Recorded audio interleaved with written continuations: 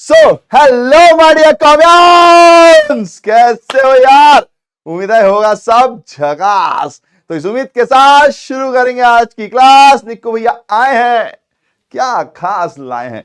तो मैं आज आपके लिए रेशियो एनालिसिस के काफी सारे क्वेश्चंस लेकर आ गया हूं। ठीक है, वैसे तो ये चैप्टर मैक्सिमम 4 नंबर, कभी कभी एक एक में आ जाता है तो 5 या 6 नंबर का आ जाता है, वरना 3 नंबर का तो कंफर्म होता आता है। तो मैं यहां पे आपको क्वेश्चन दिखाऊंगा।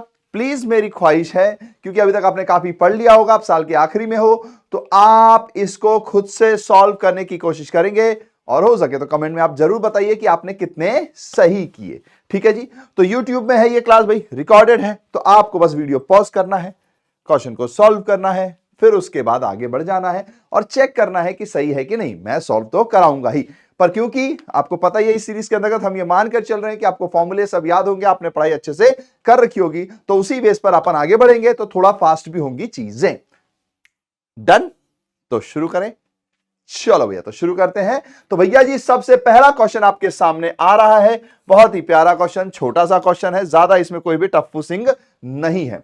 तो देखिए, इन्होंने हमसे बोला कि भैया कंप्यूट कर दो करंट रेशो, क्विक रेशो और वर्किंग कैपिटल टर्नओवर रेशियो। ध्यान रखिएगा क्या लिखा गया है, working capital turnover ratio.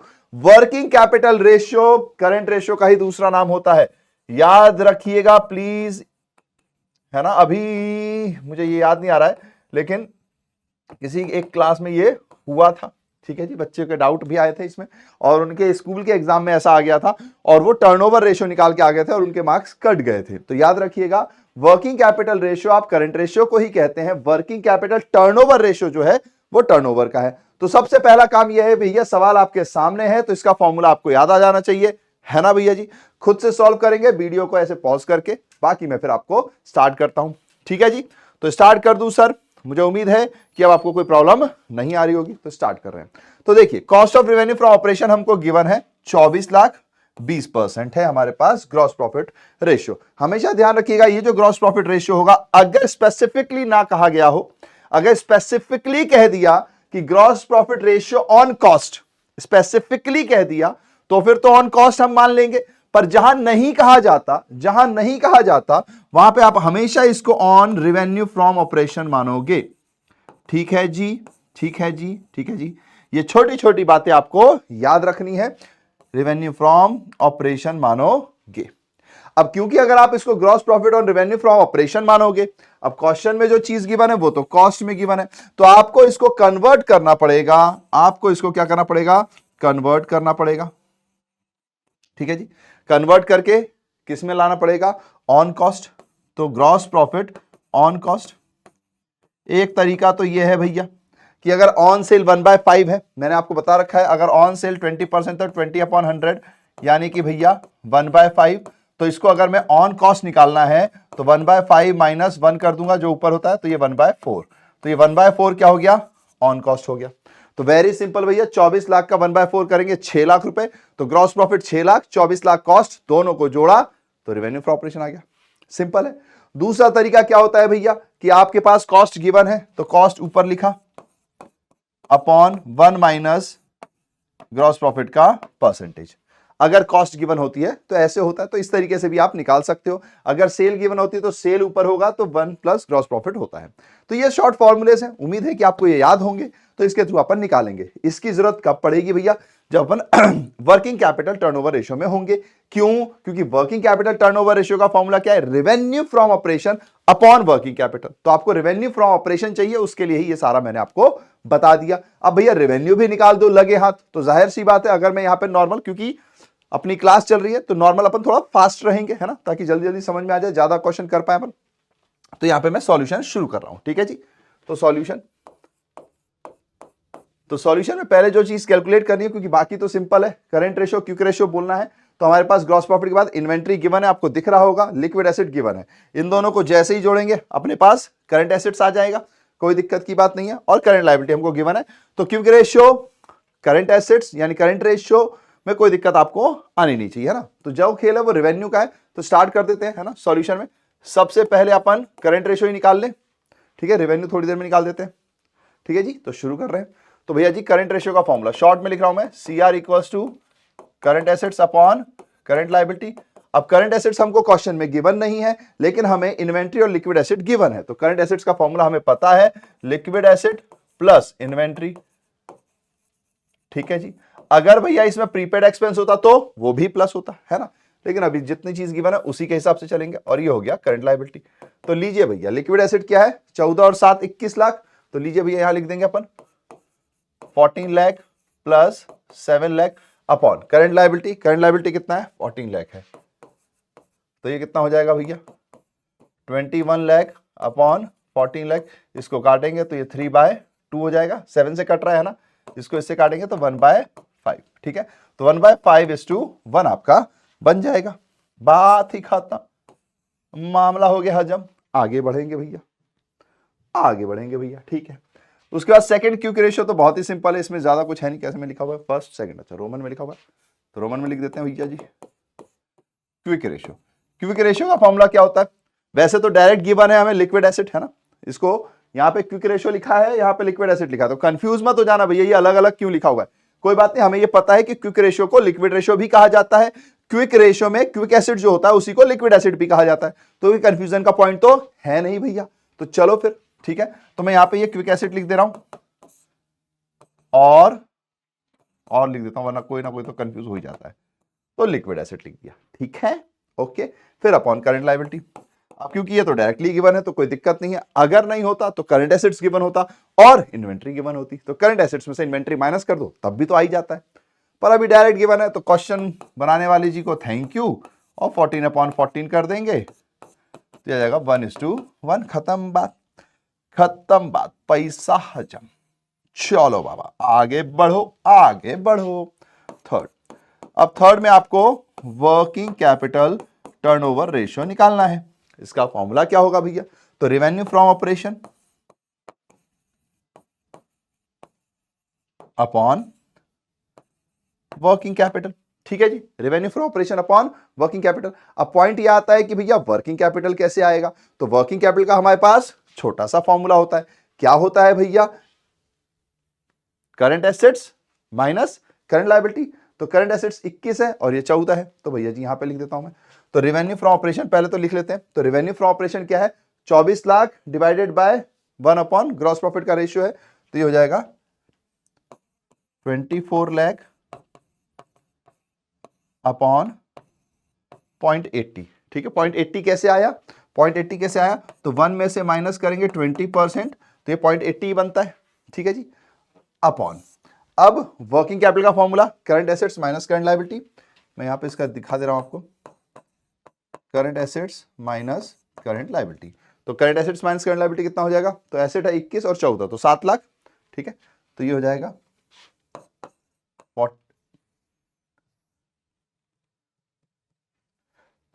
21 lakh minus 7 lakh equals to 14 lakh. ठीक है, अब इसको आप इससे डिवाइड भी कर सकते हो, तो यहां पे आ जाएगा 14 लाख।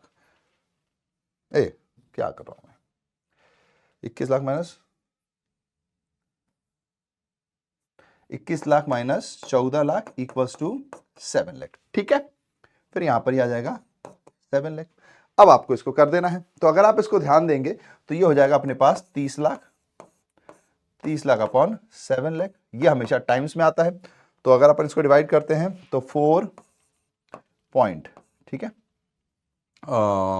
30 हो गया, तो 20, तो 20 के लिए अपने को क्या करना पड़ेगा, 20 के लिए अपने को करना पड़ेगा 7 2 5 4 7 8 ठीक है, तो 4.28 टाइम्स हमारा आंसर हो जाएगा।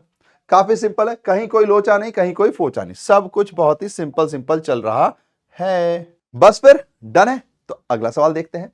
तो अगले सवाल में क्या है, तो question number 2, calculate the inventory turnover ratio from the following information. जैसे इन्वेंट्री टर्नओवर रेशियो पूछा गया, दिमाग में फॉर्मूला आ जाना चाहिए, cost of revenue from operation upon average inventory. ठीक है भैया जी, अब देखते हैं गिवन क्या क्या है। तो भैया करंट एसेट्स हमें 4 लाख के गिवन है, ये क्यों गिवन है, करंट रेशियो भी हमको गिवन है, क्विक रेशियो भी हमको गिवन है, और ग्रॉस प्रॉफिट और रेवेन्यू फ्रॉम ऑपरेशन भी हमको गिवन है। अब अगर ये हमें गिवन है तो ये तो हमको पता है भैया, ऐसा क्यों है, ऐसा क्यों है भैया, क्योंकि बोल दो ना यार, क्योंकि भैया इन्वेंट्री टर्नओवर रेशियो में आपको cost of revenue from operation चाहिए, तो उसी के लिए है ये। तो बहुत ही सिंपल सा बात है, कुछ नहीं करना है। 7,50,000 अगर मेरा रेवेन्यू फ्रॉम ऑपरेशन है और उस पर ग्रॉस प्रॉफिट 20% है, तो इसमें से 20% माइनस करना है। तो cost of revenue from operation कितना आ जाएगा? तो cost of revenue from operation अगर मुझे निकालना है तो देखिए इसका 80% कर देंगे, है ना, या तो 20% इसका निकालो, तो 7,50,000 का 20% 1.5 लाख हुआ, 1.5 लाख माइनस करेंगे 7,50,000 में तो 6 लाख। तो अगर 20% प्रॉफिट है तो 80% कॉस्ट हुआ ना, तो सीधा 80% भी निकाल सकते हैं, है ना। तो जैसा आप चाहो, जो आपको आसान लगता है ना, आप कैसे भी कर सकते हो। तो इंटू 80/100 कर देंगे, तो ये अपना आ जाएगा 2 0 से तो 1 0 1 0 1 घटा 75 का 5 और 4 तो 6 लाख। ठीक है, तो 6 लाख अपने पास cost of revenue from operation आ गया। अब क्या चाहिए भैया? एवरेज इन्वेंट्री चाहिए। अब एवरेज इन्वेंट्री यहां निकालना पड़ेगा, तो भैया क्या ओपनिंग और क्लोजिंग दोनों? तो अब जाहिर सी बात है, फॉर्मुलोज में हमें समझ में आ रहा है कि भैया इसके अंदर अपन ओपनिंग और क्लोजिंग तो नहीं निकाल पाएंगे, पर जो इन्वेंट्री आएगा वही हमारा एवरेज इन्वेंट्री होगा। फिर और कोई ऑप्शन नहीं है ना हमारे पास, बहुत सिंपल सा पॉइंट है। तो देखिए ऐसा भी क्वेश्चन आता है, देखो ये तो मैंने एक्स्ट्रा जोड़ दिया। इस टाइप का सिंपल क्वेश्चन आता है जो कि अपन ने किया हुआ भी है कि भैया करंट एसेट्स दे दिया, क्यू के रेशियो का फॉर्मूला दे दिया, करंट क्यू के रेशियो दे दिया और करंट रेशियो दे दिया। अब आपसे बात तो इन्वेंट्री मांग लेगा या करंट एसेट्स का टोटल मांग लेंगे। तो कई बार ऐसे क्वेश्चंस हमारे पास आते हैं, है ना। तो यहां पर हमको इन तीनों का इस्तेमाल करते हुए कहीं ना कहीं इन्वेंट्री निकालना है। ठीक है जी, तो कॉस्ट मैंने यही निकाल दिया। चलो सरकार, तो शुरू किया जाए, है ना। तो सॉल्यूशन शुरू करते हैं भैया। भैया जी सॉल्यूशन में मेरे पास करंट एसेट्स की वैल्यू गिवन है, करंट रेशियो और क्यू के रेशियो गिवन है, तो फटाफट एजम्पशन करके चल देंगे। तो देखिए भैया जी, करंट रेशियो का फॉर्मूला होता है current assets upon current liability. ठीक है, रेशियो हमको गिवन है, क्या गिवन है? 2:1, तो 2/1 equals to 4 lakh upon current liability को अपन ने x मान लिया। ठीक है, क्योंकि करंट लायबिलिटी हमको गिवन नहीं है। ओके भैया जी, x यहां जाएगा, 2 यहां जाएगा, 1 यहां जाएगा, तो भैया जी x equals to 4 lakh upon 2। Math से बेसिक ये 4 लाख है ना, ये L है। बेसिक मैथ से 2 यहां से यहां जाएगा, x यहां पर चला जाएगा, 1 यहां पर चला जाएगा, तो बस इसको इससे काट देंगे तो ये हो गया 2 लाख। यानी कि करंट लायबिलिटी क्या हो गई भैया? 2 लाख हो गई। Very simple. तो current liability equals to 2 lakh. अब जैसे ही मेरे पास करंट लायबिलिटी आ गई, ये लो ना भैया, क्योंकि रेशियो गिवन है, तो यहां से मैं क्विक एसेट निकाल सकता हूं। ठीक है जी, तो quick ratio equals to quick asset upon current liability. अब ये है 1.5/1 इक्वल्स टू क्विक एसेट को मैंने x मान लिया, या QA भी लिख सकते हो, कोई दिक्कत नहीं है इसमें। और ये आ गया 2 लाख। यानी कि अगर मैं इसको सॉल्व करूं तो ये इधर जाएगा, तो x इक्वल्स टू 3 लाख। अब x क्या है भैया जी? x है हमारे पास क्विक एसेट, तो quick asset equals to 3 lakh. अब क्विक एसेट ये रहा, करंट एसेट्स हमारे को गिवन था सवाल में, तो इन्वेंट्री आ गया ना यार। कैसे आया? तो therefore inventory equals to, inventory या स्टॉक है ना, तो इन्वेंट्री भैया जी फॉर्मूला होता है quick asset equals to current assets minus inventory, या फिर current assets equal to quick asset plus inventory. तो आप फॉर्मूले को जैसे इस्तेमाल करेंगे, तो इन्वेंट्री अगर मैं निकालना चाहूं तो current assets minus quick asset, तो ये कितना हो जाएगा? 4 लाख माइनस 3 लाख। ठीक है, तो कितना आ गया? 1 लाख। बहुत सिंपल है, कहीं कोई लोचा पोचा नहीं है, बस समझने की बात है। कॉस्ट ऑफ रेवेन्यू हमें गिवन है, इन्वेंट्री हमारे पास आ गया, ओपनिंग क्लोजिंग नहीं है तो डिवाइड बाय 2 करने की जरूरत नहीं है, यही हमारा एवरेज इन्वेंट्री है, बात खत्म। तो भैया जी inventory turnover ratio equals to cost of revenue from operation, है ना। सिंपल है, कहीं कोई लोचा नहीं है, एकदम आराम से हो जाएगा। ठीक है, एवरेज इन्वेंट्री, क्योंकि अब एवरेज इन्वेंट्री के लिए हमारे पास गिवन नहीं है, तो जो चीज अवेलेबल है उसी के बेस पे कैलकुलेट कर लेंगे यार। टिंग टिंग टिडिंग टिंग टिंग टिडिंग, तो कितना आ जाएगा भैया जी? तो ये था अपने पास 6 लाख था ना, हाँ ये रहा 6 लाख अपॉन 1 लाख, तो equals to 6 times this will be the answer. टिंग टिंग टिडिंग, 1 मिनट, यहाँ 14.8 में शायद नहीं लगाया, हाँ टिंग टिंग टिडिंग। ठीक है जी, बस आसानी से हो जाते हैं, रेशियो ज्यादा टफ नहीं है। बस क्या है कि जो लोग आगे चलकर फाइनेंशियल स्टेटमेंट को समझना चाहते हैं, और ध्यान रखिएगा अकाउंटेंट का काम होता है अकाउंटिंग एंट्रीज करना। अगर आपको और आगे जाना है तो दिमाग में थोड़ा और काम करना पड़ेगा, एनालिसिस करने पड़ेंगे डाटास के, तो वहां पर ये चैप्टर्स की समझ बहुत इंपॉर्टेंट हो जाती है। भले ही एग्जाम में कम मार्क्स का आता है, लेकिन लेकिन लेकिन लाइफ में आगे चलकर अगर आपको फाइनेंस की दुनिया में जाना है, कंपनीज के डाटा को एनालाइज करना सीखना है, तो वहां पर रेशियोज की बहुत इंपॉर्टेंस है और आगे चल के आपको और भी रेशियोज मिलेंगे। फिलहाल 12th में जितने रेशियोज हमें वो करने हैं। चलिए, तो अगला सवाल आ रहा है। सवाल आपको मैं दिखा चुका हूं, पॉज करके आप पढ़ेंगे और फिर खुद से आंसर देंगे। अच्छा, आजकल ट्रेंड में ये सवाल काफी चलने लगे हैं, इसमें बड़ा पेच होता है, तो ध्यान से समझेंगे। देखिए, the current ratio of a company is 3:2। ठीक है, तो करंट रेशियो क्या है भैया कंपनी का? 3:2 है। Okay, state with the reason whether the following transaction will increase, decrease और नॉट चेंज। ठीक है, इंक्रीज होगा, डिक्रीज होगा, नॉट चेंज होगा, ये आपने को बताना है। मैंने कहा ठीक है भैया जी। Obtained a bank loan of ₹50,000। अब ध्यान से समझिएगा ना, अगर ये 3:2 लिखा है तो मैं आपको हमेशा बताता हूं कि भैया पहले तो ध्यान दे दो, करंट रेशियो का फॉर्मूला क्या है? Current assets upon current liability. तो लेट सपोज एग्जांपल के लिए इसको 30,000 रख लेते हैं ना, 30,000 अपॉन 20,000। हमेशा एग्जांपल ले लोगे ना तो थोड़ा आसान हो जाता है। अब हुआ क्या है, बैंक लोन मिला है भैया हमें। अब बैंक लोन मिला है तो ये कोई छोटी बात तो नहीं है। बैंक लोन मिला मतलब कि मेरे लिए एक लायबिलिटी बढ़ी, लेकिन बैंक जो है, क्योंकि क्वेश्चन में गिवन नहीं है, तो एक नॉर्मल एजम्पशन होता है कि लोन जो है 1 साल में चुकता नहीं होगा, तो मेरी करंट लायबिलिटी नहीं बढ़ी।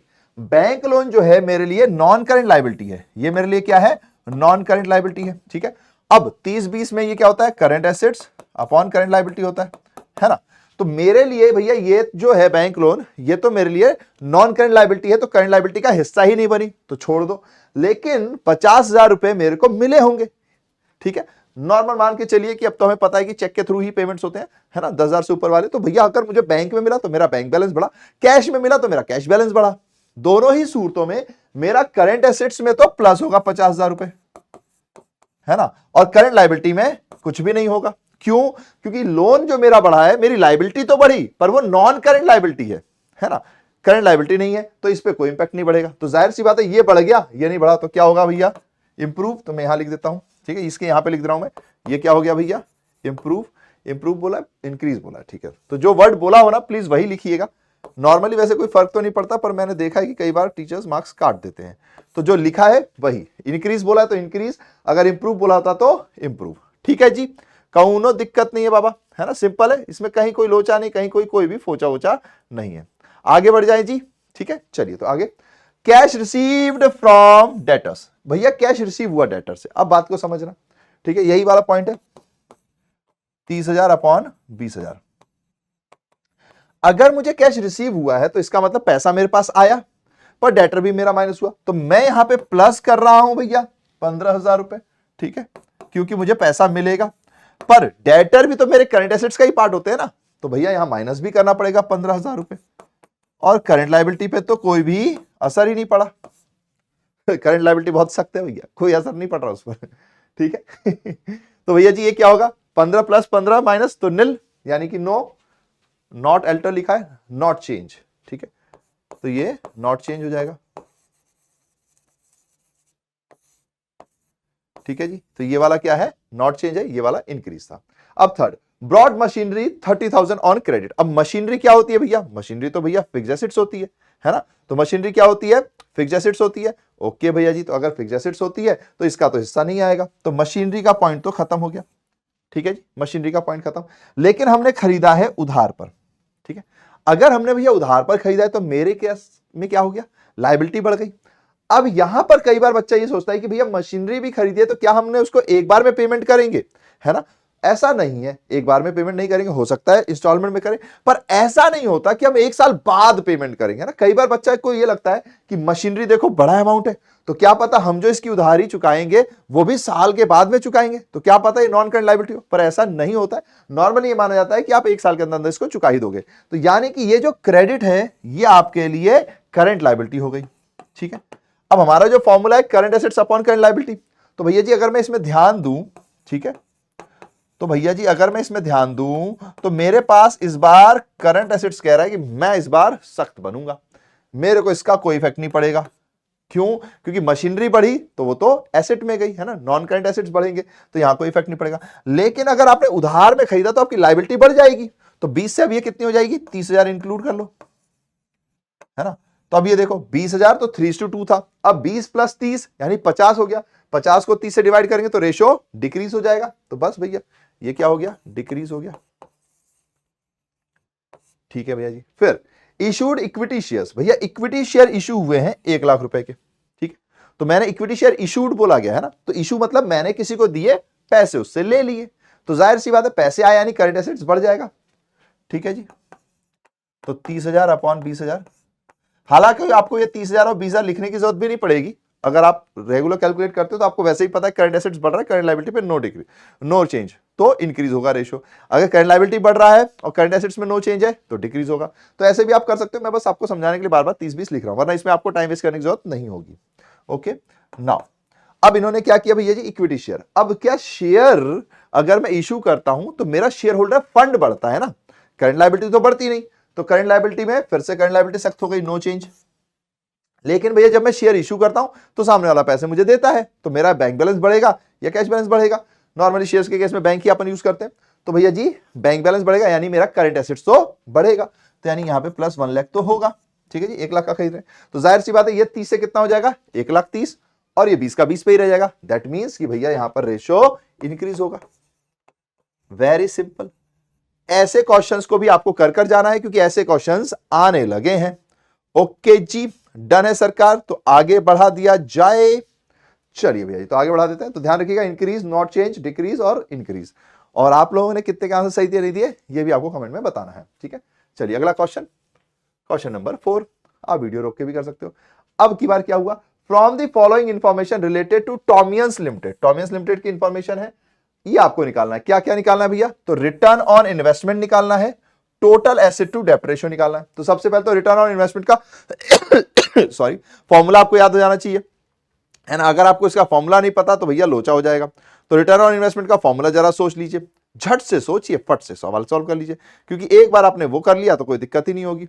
ओके जी, चलो भैया, तो रिटर्न ऑन इन्वेस्टमेंट का फॉर्मूला क्या होता है, तो नेट प्रॉफिट बिफोर आपको before interest tax and dividend, ये डायरेक्टली ही दिया हुआ है, तो ये तो बहुत ही इजी हो गया, खत्म बात। ठीक है, नाउ डिवाइडेड बाय आपको कैपिटल एम्प्लॉयड से डिवाइड करना है। तो कैपिटल एम्प्लॉयड निकालने के लिए क्या क्या चीजें दी हुई हैं, तो भैया फिक्स्ड एसेट्स दिया हुआ है, करंट एसेट्स दिया हुआ है, करंट लायबिलिटी दिया हुआ है, और 12% डिवेंचर 80 लाख के। ठीक है, एंड प्रॉफिट, तो ये तो हमारा प्रॉफिट तो दे दिया। ठीक है, तो भैया ये तो सिंपल हो गया है। अब इसमें कैपिटल एम्प्लॉयड निकालने के लिए आपके पास दो तरीके होते हैं। भैया कौन से दो तरीके होते हैं, एक होता है share holder fund plus debenture, दूसरा क्या होता है current assets non current assets दोनों जोड़े माइनस करंट लायबिलिटी, है ना नॉर्मली केस में। तो अगर आप यहां ध्यान दोगे तो यहां पर आपके पास शेयर होल्डर फंड वाला तरीका यूज करने का चांस नहीं है। क्यों नहीं है भैया, क्योंकि देखो डिवेंचर ही गिवन है सिर्फ, है ना, इक्विटी शेयर कैपिटल तो अपने पास गिवन नहीं है। पर दूसरा चांस है, कौन सा वाला चांस भैया, कि फिक्स्ड एसेट्स गिवन है, करंट एसेट्स गिवन है और करंट लायबिलिटीज में से माइनस कर दो, तो बात खत्म हो जाएगी। जैसे ही मैं इसमें से इन सबको माइनस करूंगा मेरे पास कैपिटल एम्प्लॉयड आ जाएगी, फिर मुझे क्या करना है 14 लाख को से डिवाइड कर देना है, बात खत्म। ठीक है जी, चलिए तो स्टार्ट करते हैं सॉल्यूशन। रिटर्न ऑन इन्वेस्टमेंट, और आप अगर शार्क टैंक इंडिया या कोई भी फाइनेंस वाला देखते होंगे तो उसमें बहुत सुनते हैं आरओआई क्या है, आरओआई क्या है, तो देखो ऐसे निकालते हैं, हमने ये भी सीख लिया।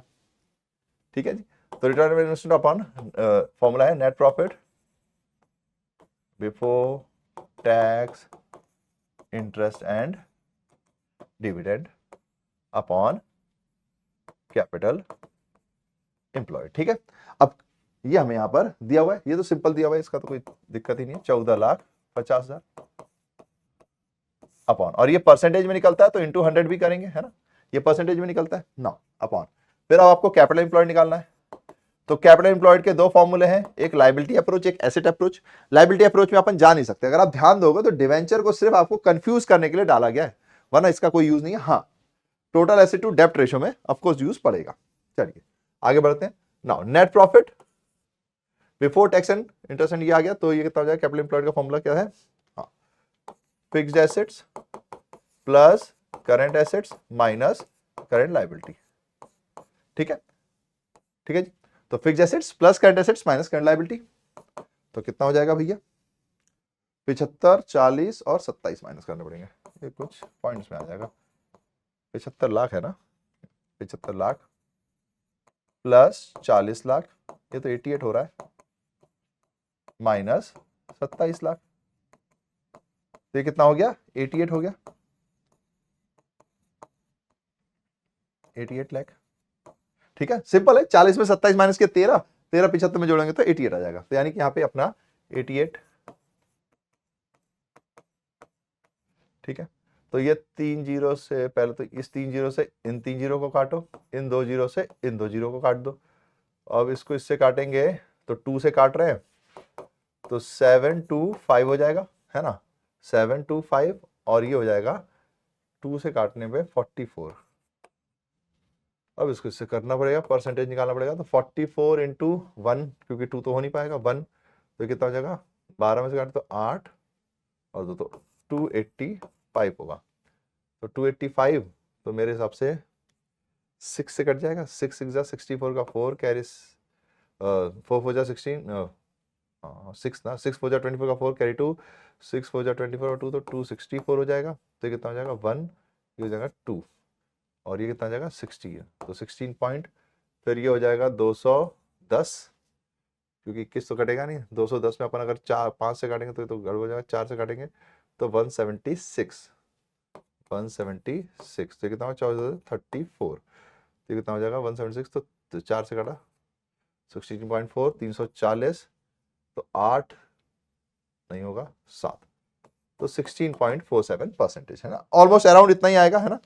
राउंड ऑफ में आप देख लीजिएगा, कैलकुलेशन है ये तो, ठीक है जी, 16.47%।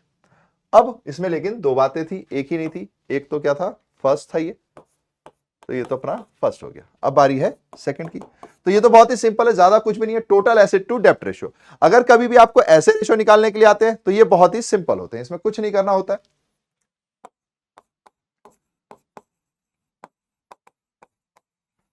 टोटल एसेट्स टू डेप्ट रेशियो।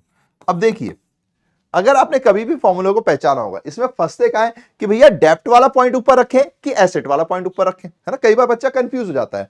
तो अगर आप बस एक नॉर्मल सी चीज याद करना, इसको रट्टा समझ लो या दिमाग में याद रखने के लिए समझ लो, डेप्ट टू इक्विटी, समझते हो ना, डेप्ट टू इक्विटी शेयर रेशियो में क्या अपन क्या करते हैं, डेप्ट ऊपर इक्विटी नीचे, सिंपल सा पॉइंट है। इसमें क्या लिखा है, टोटल एसेट टू डेप्ट रेशियो, तो क्या होगा, टोटल एसेट ऊपर डेप्ट नीचे, बस खत्म बात। तो ये इसका फॉर्मूला क्या हो जाएगा। यहां पर बच्चे बहुत बार गड़बड़ करते हैं, उनके दिमाग में डेप्ट टू इक्विटी में यही रहता है, डेप्ट अपॉन इक्विटी। तो यहां पे भी क्या करते हैं, डेप्ट अपॉन टोटल एसेट, नहीं, टोटल एसेट अपॉन डेप्ट है, ठीक है जी, ठीक है जी, डेप्ट, ओके। अब देखिए, डेप्ट के लिए तो आपके पास डायरेक्ट गिवन है 80 लाख, और इसके पास आपके पास कोई चारा है नहीं। अगर आप देखेंगे फिक्स्ड एसेट तो 75 प्लस 40 यानी 115, ठीक है जी। तो बस अब इसको लिख देंगे, तो ये हो जाएगा 115, हाँ, तो 1,15,00,000 अपॉन 80 लाख, ठीक है जी। डेप्ट अपना डिबेंचर है, तो 5 जीरो से तो 5 जीरो आराम से कट गए, ठीक है। 1 जीरो काट के यहां पे पॉइंट लगा देंगे अपन, और ये कितना हो जाएगा 135 के लिए 1.35 के लिए क्या हो जाएगा 4, तो 1.4 और फिर 35 से 32 तो फिर 30 आ जाएगा, तो फिर ये हो जाएगा 3 5, ठीक है, इस टू 1, ठीक है। तो 1.45:1, चाहो तो आप इसको 1.44:1 भी कह सकते हो, ठीक है जी। तो ये अपना टोटल एसेट टू डेप्ट रेशियो हो गया, डन है जी। और प्लीज अगर आपने सही किया है तो इसमें जरूर बता दीजिएगा कि हाँ भैया जी मैंने सही कर दिया था। ओके जी, ओके, चलें सरकार आगे, है ना, कोई दिक्कत की बात नहीं है, ठीक है जी। चलो भैया, तो अगला क्वेश्चन ले आ रहा हूं मैं, और जो लोग सही कर रहे हैं यार, वेरी गुड, अपने बीच में पीठ थपथपाते रहना, है ना, जरूरी है खुद को भी। 4 हो गए क्या, 3, हाँ 4 हो गए। चलिए अगला क्वेश्चन, 5वां, calculate current assets of a company. अब मुझे क्या करना है भैया, current assets of a company calculate करना है। थोड़ा सा अच्छा क्वेश्चन है, देखिएगा इसको, है ना। फ्रॉम दी फॉलोइंग इंफॉर्मेशन, इसमें क्या क्या गिवन है, इन्वेंट्री टर्नओवर रेशियो गिवन है 6 टाइम्स, मैंने कहा ओके जी। फिर inventory at the end 20,000 and more than inventory at the beginning, okay. तो अब ध्यान से समझना इस लाइन को, प्लीज ध्यान समझेंगे। Inventory at the end is 20,000, अगर मान लीजिए inventory at the end is 20,000, सिर्फ यहीं पे रुक जाते तो गड़बड़ कर जाते। इन्होंने क्या बोला, inventory at the end is 20,000 मोर। एक बार वो पढ़ा होगा ना, एक कहानी कहते हैं, रुको मत जाने दो, तो सामने वाला सुनता अच्छा रुको मत जाने दो, ठीक है भाई जा, और उन्होंने क्या बोला था, रोको कॉमा मत जाने दो। तो ये वही वाला पॉइंट है कि अगर आप सिर्फ यहीं तक पढ़ेंगे तो inventory at the end is 20,000 रुपए दिखेगा, लेकिन उसके अगर पूरा पढ़ना है अपने को, inventory at the end is 20,000 more than inventory the beginning. यानी कि अगर मैं बिगनिंग को x मान लूं, यानी कि अगर मैं बिगनिंग को x मान लूं, तो मेरा मेरा मेरा क्लोजिंग इन्वेंट्री क्या होगा? अगर मैं ओपनिंग इन्वेंट्री को, अगर मैं ओपनिंग इन्वेंट्री को x मान लेता हूं, ठीक है, तो देयरफॉर क्लोजिंग इन्वेंट्री क्या होगी? x plus 20,000। वेरी सिंपल, कौनो लोचा फोचा नहीं, देखिएगा सिंपल सी बात है। Inventory at the end is 20,000 more than inventory at the beginning. तो बिगनिंग का अगर x है तो भैया क्लोजिंग का क्या होगा? प्लस 20,000, क्योंकि 20,000 ज्यादा है क्लोजिंग। ठीक है जी, लैंग्वेज को समझना प्लीज, यहां पे जिनकी इंग्लिश थोड़ी बहुत ऊपर नीचे होती है वो गड़बड़ कर देते हैं। अच्छा भैया, यहां पर अगर मैं इन्वेंट्री एट द एंड को x मान लूं तो यहां पर फिर क्या होगा? तो भैया अगर inventory at the end x होगा तो बिगनिंग क्या होगा? x minus 20,000। पर क्या होता है, माइनस में बच्चे कई बार गलती करते हैं, इसलिए मैं प्लस वाली साइन लेकर ज्यादा प्रेफर करता हूं चलाना। ठीक है, now gross profit ratio is 10% of revenue from operation. Revenue का 10% है, हमने कहा ठीक है भैया। करंट लायबिलिटीज हमको 60,000 गिवन है, क्विक रेशियो हमको 0.75:1 गिवन है। भैया ये करंट एसेट्स निकलेगा कैसे? अगर मैं क्विक रेशियो के थ्रू से चलता हूं, समझना बात को, है ना, कैसे जोड़ेंगे सवाल में? सबसे पहले तो यह है कि भैया ये रास्ता ऐसे गोल में गुलचुल बुलचुल गुलचुल बुलचुल कर रहा है, मैं कैसे पहुंचू करंट एसेट्स तक? यही तो मेन पॉइंट है। तो अगर आप नोटिस कर रहे होंगे तो हमने अभी थोड़ा सा स्लाइटली ऐसा ये क्वेश्चन किया था, जहां पर हमने करंट एसेट्स और क्विक एसेट की मदद से इन्वेंट्री निकाला था, और फिर हम यहां पहुंच गए थे। देखिए कहां गया, शायद पहला ही क्वेश्चन था ये रहा, इन्वेंट्री टर्नओवर रेशियो, जिसमें हमने इन्वेंट्री निकाल लिया था। अब फिर हम यहां पहुंच गए थे। अब की बार हमें क्या करना? उल्टा चलना है, उल्टा चलना है, टिडिंग टिडिंग टिडिंग करके यहां से इस पॉइंट तक पहुंचना है। तो उल्टा चल रहा है, बस यही तो पॉइंट है। तो आइए इस क्वेश्चन को देखिए, और अगर आपने कर लिया है तो वेरी गुड, अच्छा क्वेश्चन है ये, है ना। तो भैया मेरे पास करंट लायबिलिटी है, क्विक रेशियो है, तो इसका मतलब भैया मैं यहां पे क्विक एसेट निकाल सकता हूं। हाँ भैया क्विक एसेट निकाल सकता हूं, हाँ बिल्कुल निकाल सकता हूं क्विक एसेट, बहुत सिंपल है, यहां तो कोई लोचा पूछा नहीं आएगा। ठीक है, तो क्विक एसेट तो मेरे पास आ गया। अब क्विक एसेट से करंट एसेट्स कैसे निकालूंगा? क्योंकि मुझे करंट एसेट्स निकालना है, तो उसके लिए मुझे चाहिए इन्वेंट्री। इन्वेंट्री कैसे आएगी? तो यार देखो ना, टर्नओवर रेशियो गिवन है, टर्नओवर रेशियो गिवन है, इन्वेंट्री एट द बिगिनिंग सब गिवन है, रेवेन्यू फ्रॉम ऑपरेशन गिवन है, और तो और आपको परसेंटेज भी गिवन है। तो अगर रेवेन्यू फ्रॉम ऑपरेशन गिवन है और उस पर लगने वाला परसेंटेज गिवन है, तो 6 लाख में से 10 लाख, 10% आपको 6 लाख का माइनस करना है। आपके पास कॉस्ट आ गई, कॉस्ट आ गई। एवरेज इन्वेंट्री के लिए आपके पास ये फॉर्मूला आ गया, फॉर्मूला आ गया एवरेज इन्वेंट्री के लिए।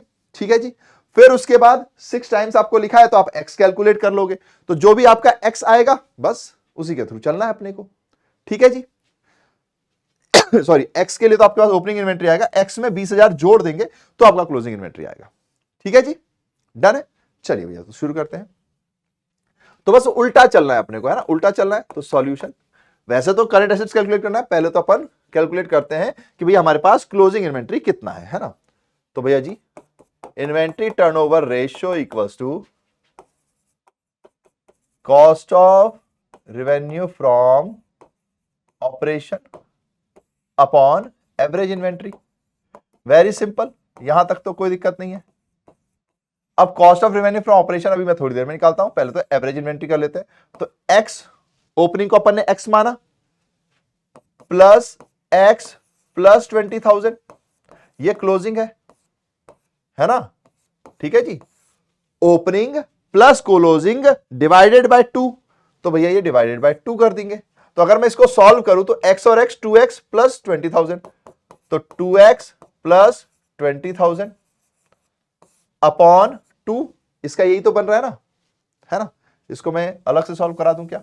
चलो इन दोनों को अलग से निकाल देते हैं, वरना थोड़ा कुछ लग सकता है आपको। चलिए नाउ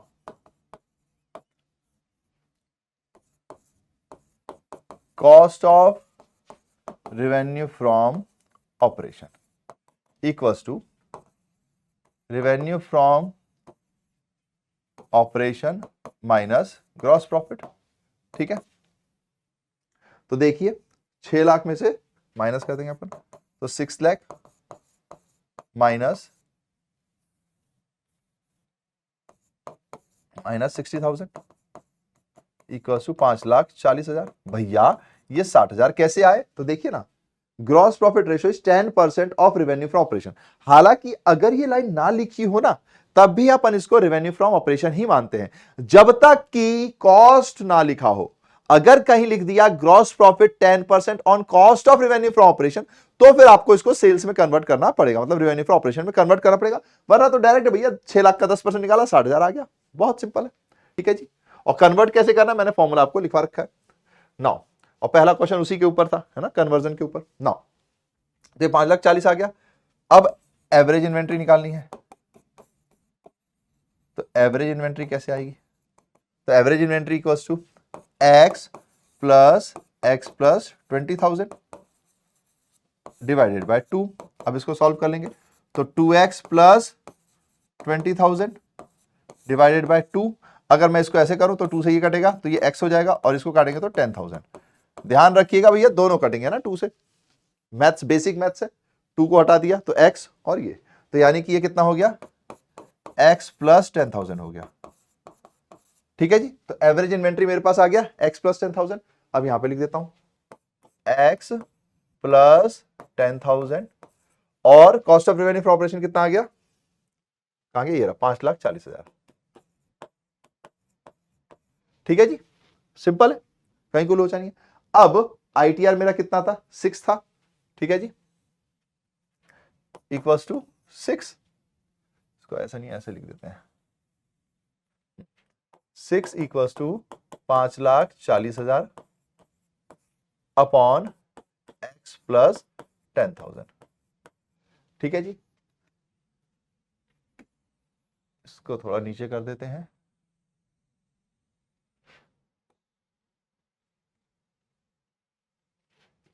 ठीक है, और नीचे आ जाएगा, आ जाएगा।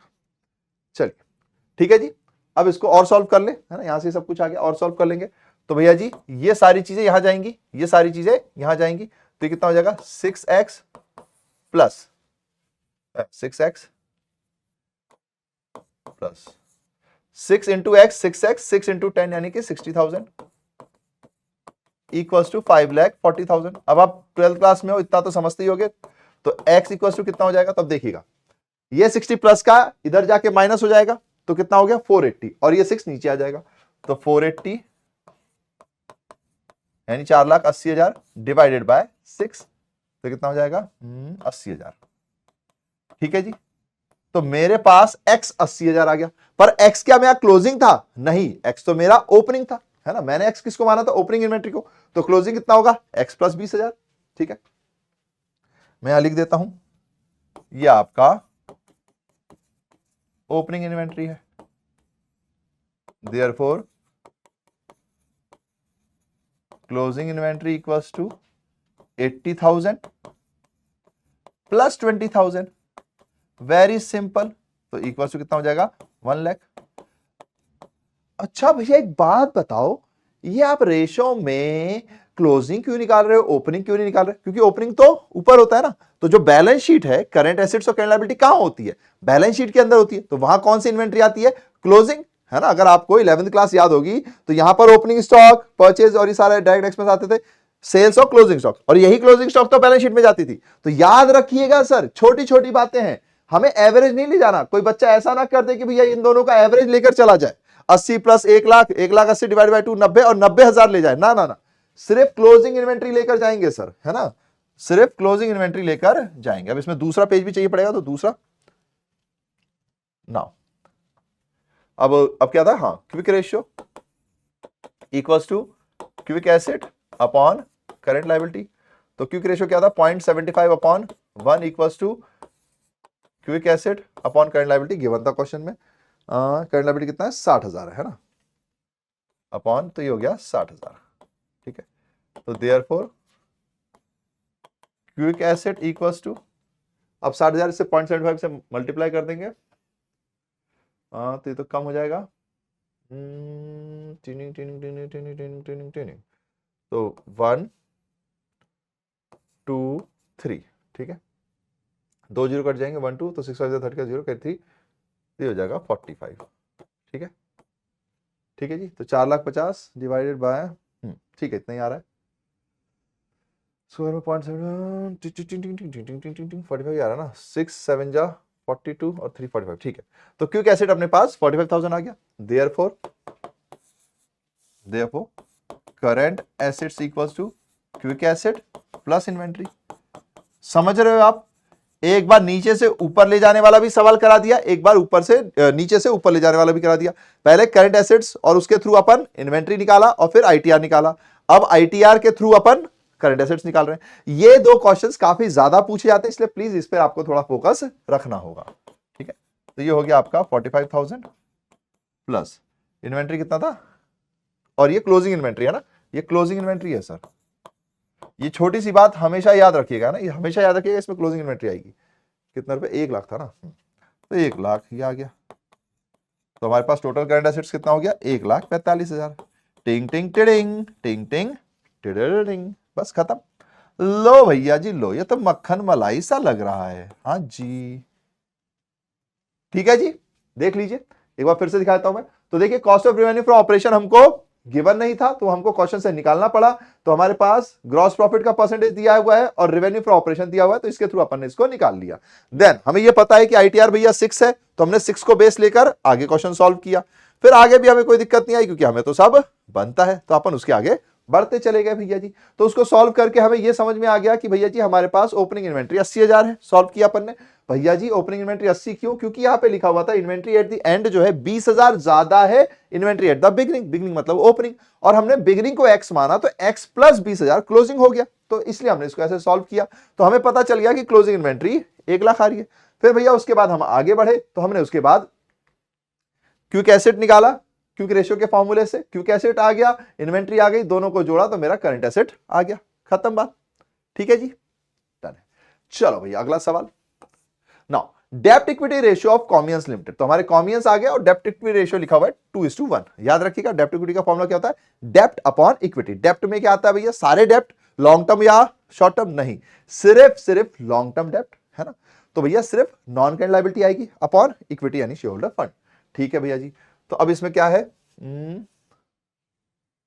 ओके ये कुछ ऐसे ही लिखा हुआ है, इसको छोड़ दो। नाउ भैया जी following transition will improve, decline और विल नॉट चेंज। ध्यान दीजिएगा, अब यहां पे इंक्रीज नहीं इंप्रूव लिखा हुआ है, और यहां डिक्रीज नहीं डिक्लाइन लिखा हुआ है, ठीक है, और विल नॉट चेंज। ओके, डेप्ट इक्विटी रेशियो, तो अब हम वही बात है भैया 2:1 को अपन क्या कर लेते हैं, मान लीजिए 2 लाख और 1 लाख रख लेते हैं, ठीक है, अपॉन 1 लाख। ऐसे फिगर लिख देने से ना क्या थोड़ा सा इमेजिन करने में आसान होता है, इसलिए मैं लिख देता हूं, है ना, वरना बच्चे कई बार उल्टा पुल्टा कर देते हैं।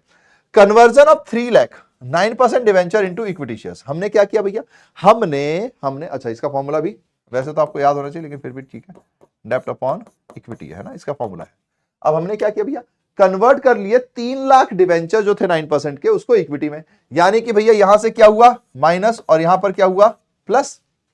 इक्विटी में कन्वर्ट हो गया तो इक्विटी बढ़ गया और डेप्ट हमारा कम हो गया। तो भैया डेप्ट कम इक्विटी बढ़ गई, तो जब डिवाइड करेंगे तो रेशियो क्या हो जाएगा, डिक्रीज, और यहां पे डिक्रीज की जगह क्या वर्ड यूज करना पड़ेगा, डिक्लाइन। ठीक है जी, वेरी सिंपल है, कहीं कोई लोचा नहीं है। Cash receive from debtor rupees 1 lakh रुपए। अब कैश भैया ये किसका पार्ट है, करंट एसेट्स का। रिसीव फ्रॉम डेटर, तो भैया मेरा डेटर माइनस हुआ होगा, करंट एसेट्स का पार्ट है, और कैश प्लस हुआ, करंट एसेट्स का पार्ट है। तो इसमें डेप्ट और इक्विटी का तो कोई पार्ट ही नहीं है, तो जब कोई पार्ट ही नहीं है तो नो चेंज, नॉट एल्टर लिखा है, नॉट चेंज। ठीक है, तो नॉट चेंज, वेरी सिंपल। बताओ हलवा है कि नहीं, 4 नंबर में आता है। एक भी मार्क्स कटा तो खुद में दुखी होने का पॉइंट है ये, क्योंकि भैया ऐसे क्वेश्चंस तो नहीं कटने चाहिए, है ना, ऐसी चीजें तो अपनी नहीं कटनी चाहिए। चलो भैया आगे बढ़ो, मैंने कहा ठीक है। नाउ रिडम्पशन ऑफ 10 लाख, ये एक इंपॉर्टेंट पॉइंट है, इसको मैं थोड़ा सा रेड कर देता हूं, क्योंकि बच्चा इस पे थोड़ा सा ध्यान नहीं देता है ना, ध्यान दीजिएगा।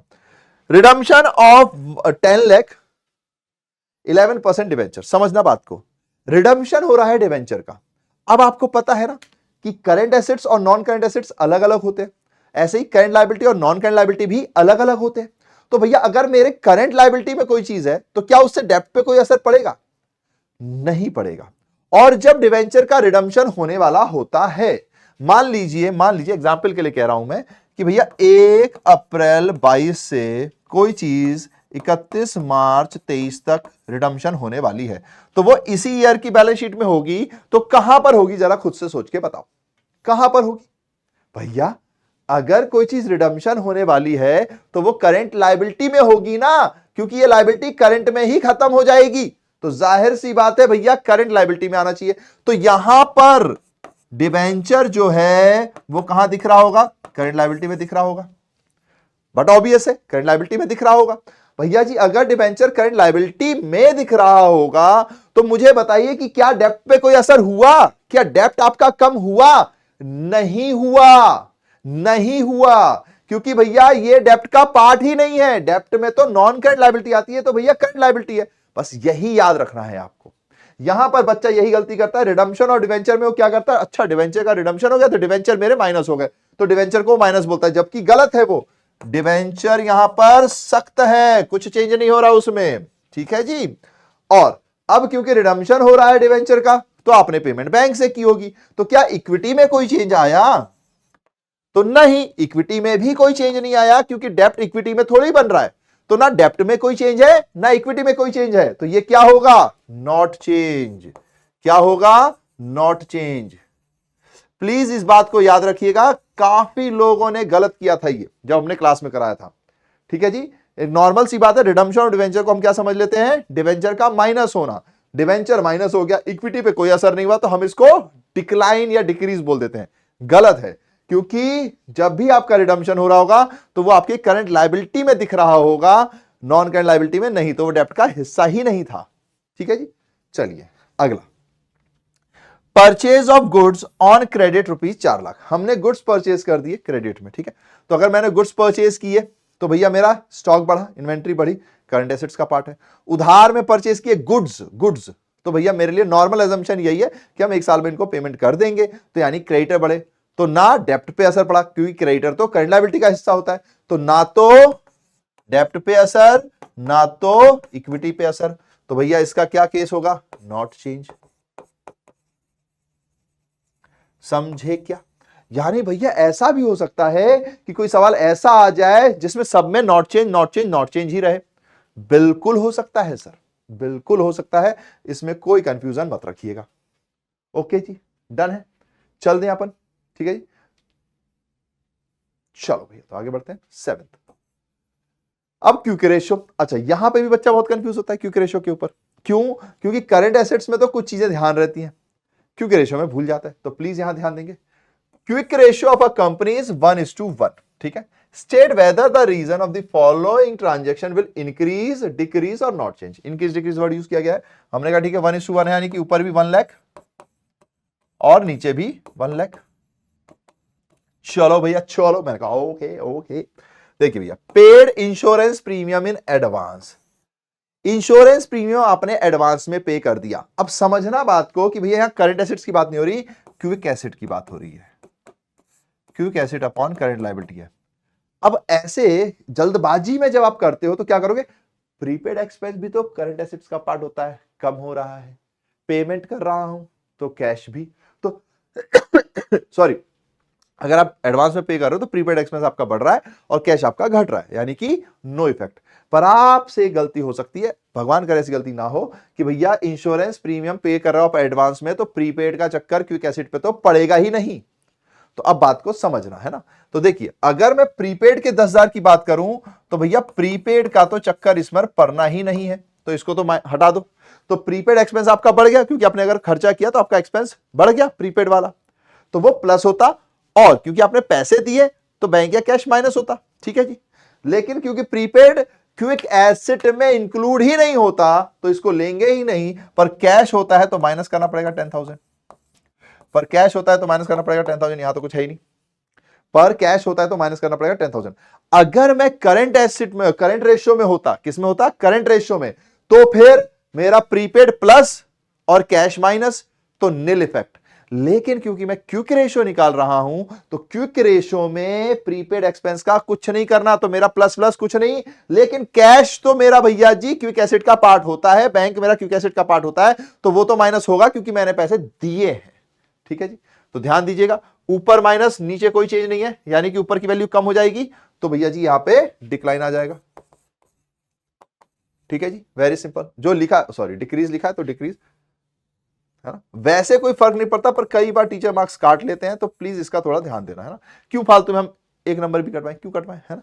Now purchase goods on credit, भैया मैंने गुड्स क्रेडिट में परचेज किया, इसमें भी वही पॉइंट है। देखिए परचेज किया तो मेरा स्टॉक इंक्रीज हो गया, स्टॉक मेरा इंक्रीज हो गया।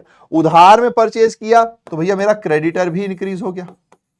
ठीक है, तो अगर हम करंट रेशियो में होते तो भाई दोनों साइड ही बढ़ रहा होता, लेकिन इस केस में भैया इसको तो लेना ही नहीं है, क्योंकि क्विक एसेट में ये आता नहीं है। करंट लायबिलिटी आपकी बढ़ गई क्योंकि क्रेडिटर बढ़ गया, तो भैया ये 1 लाख, इसमें ऊपर तो कुछ हो नहीं रहा, लेकिन नीचे 1 लाख प्लस कितने का, 8,000 का, तो ये बढ़ रहा है। भैया करंट लायबिलिटी बढ़ रही है और करंट एसेट्स में कोई असर नहीं हो रहा, करंट एसेट्स में कोई असर, क्विक एसेट्स में, सॉरी क्विक एसेट में कोई असर नहीं हो रहा। तो इसका मतलब क्या है भैया, नीचे ज्यादा है ऊपर सेम है, तो भी नीचे ज्यादा हो गया तो रेशो डिक्रीज होगा, तो यानी कि ये भी आपका क्या हो जाएगा, डिक्रीज हो जाएगा। ठीक है जी, याद रखिएगा गुड्स स्टॉक अपन नहीं लेंगे क्योंकि वो है। ठीक है, now issue fully paid equity share, हमने इक्विटी शेयर इशू किए तो हमारा शेयर्स बढ़ा कैश में, तो ये तो बहुत ही सिंपल हो गया, अभी अभी कराया था। शेयर बढ़ा तो शेयर तो ना तो करंट एसेट्स में आता ना करंट लायबिलिटी में, तो इसको तो छोड़ दो, तो शेयर का तो कोई लेना देना नहीं है। लेकिन जब मैंने शेयर इशू किया होगा तो पैसा आया होगा, तो मेरा करंट एसेट्स बढ़ा होगा, तो मेरा करंट एसेट्स क्या हुआ होगा, इंक्रीज हुआ होगा। करंट लायबिलिटी पे कोई चक्कर हुआ नहीं, तो करंट लायबिलिटी अभी भी 1 लाख की है और ऊपर जितना भी बढ़ा उतना बढ़ गया, तो यानी रेशियो क्या हो जाएगा, इंप्रूव हो जाएगा। तो यहां क्या लिखा है, इंक्रीज लिखा है, तो यहां पर इसको अपन इंक्रीज लिख देंगे। वेरी सिंपल जी, वेरी सिंपल। नाउ अगला, issued 9% debenture of 5 lakh to the vendor of machinery. अब देखिएगा मैंने इशू किए हैं 9% डिवेंचर, अब डिवेंचर इशू किया तो डिवेंचर बढ़ा, तो क्या करंट लायबिलिटी का हिस्सा है, नहीं है। और फिर भैया मशीनरी परचेज की तो मेरा फिक्स्ड एसेट्स बढ़ा, तो क्या वो करंट एसेट्स का हिस्सा है, नहीं, तो दोनों में से कोई भी हिस्सा नहीं है, तो not change, not change. Very simple.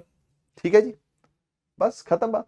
तो ऐसे क्वेश्चंस बहुत आते हैं, प्लीज याद रखिएगा, और खास कर ये रेड वाला पॉइंट है ना, इस पे बच्चों से बहुत गलतियां हुई हैं और कई बार हुई हैं, कई बार समझाने के बाद भी हुई हैं। ओके डन, चलिए तो अगला सवाल पे चलते हैं। भेजिए, rate of gross profit on revenue from operation, ध्यान से देखिएगा, rate of gross profit on revenue from operation of a company is 25%। ठीक है भैया जी, समझ गए। Now the gross profit is 5 lakh है, तो सिंपल हो गया, ग्रॉस प्रॉफिट दे दिया, रेट दे दिया। Now, its shareholder funds are 25 lakh, non-current liabilities are 8 lakh, non-current asset is 23 lakh, calculate working capital turnover ratio. अब वर्किंग कैपिटल टर्नओवर रेशियो का फॉर्मूला क्या है, revenue from operation, revenue from operation upon working capital, और upon working capital यानी कि current assets minus current liability. तो भैया मेरे पास नॉन करंट एसेट्स गिवन है और नॉन करंट लायबिलिटी गिवन है, ठीक है जी, और शेयर होल्डर फंड भी गिवन है। ओके, अब अगर मेरे पास ये सारी चीजें गिवन हैं तो मुझे करंट एसेट्स और करंट लायबिलिटी पहले तो निकालना होगा, क्योंकि वो डायरेक्टली गिवन नहीं है, वो डायरेक्टली गिवन नहीं है। ओके जी, कोई बात नहीं।